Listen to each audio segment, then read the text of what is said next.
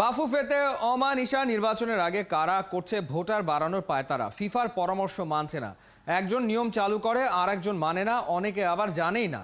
কেন এই সমন্বয়হীনতা আর সিদ্ধান্ত নেই বা কারা? মেহেদী নাইম জানাচ্ছেন বিস্তারিত। কি হচ্ছে বাফুফেতে? এক ঘরের খবর আরেক ঘরের মানুষ জানে না, একজন নিয়ম চালু করে আরেকজন মানে না, অনেকেই আবার জানেই না।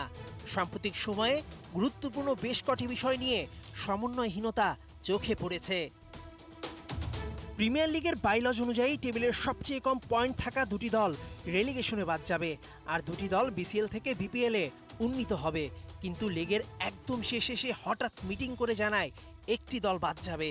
কোনো নির্দিষ্ট দলকে সেভ করতেই কি এমন সিদ্ধান্ত? তাহলে একই কারণে কেন গেলবার ঐতিহ্যবাহী মুক্তিযোদ্ধা সংসদকে রাখা হলো না? এমন সিদ্ধান্ত নেবার আগে স্বয়ং লীগ কমিটির চেয়ারম্যান ইমরুল হাসানকে কি জানানো হয়েছিল? আমি ব্যক্তিগতভাবে এটা বিপক্ষে। কেন বিকল্প? কারণ শেষ দিকে এসে বাইলস পরিবর্তন পক্ষে আমি নই। ইমার্জেন্সি মিটিংয়ে তারা এটা করতে পারবে, যে করে থাকে এটা আসলে নিয়ম ভঙ্গের কাজ করতেছে। এটা সত্যিকার অর্থে প্রতিবাদ করা উচিত। কোনো একটা টিমকে আসলে সুবিধা দেওয়ার জন্য কি এটা করলো? বলতে দ্বিধা নেই, অন্য যদি কোনো টিম থাকতো, বড় টিম থাকতো, তাহলে ঠিকই রেলিগেশন ঠিক করে দিত, তাহলে তারা এই নিয়মটা করতো না। তাহলে নারী লীগে অংশ নেওয়া ক্লাবগুলো থেকে 4টিকে কাউন্সিলর বানাতে বাফুফের একটি অংশ উঠে পড়ে লেগেছে। নির্বাচনের ঠিক আগ দিয়ে এটা পাশ করিয়ে নিতেই নাকি 29 জুন তড়িঘড়ি করে এজিএম ডেকেছে, যেটাতে অমত বাফুফের অনেক শীর্ষ কর্তার। কার উদ্দেশ্যে হাসিলের জন্য নেওয়া হচ্ছে এমন সিদ্ধান্ত? নারী লীগটা ঠিক মানসম্পন্ন হয় না।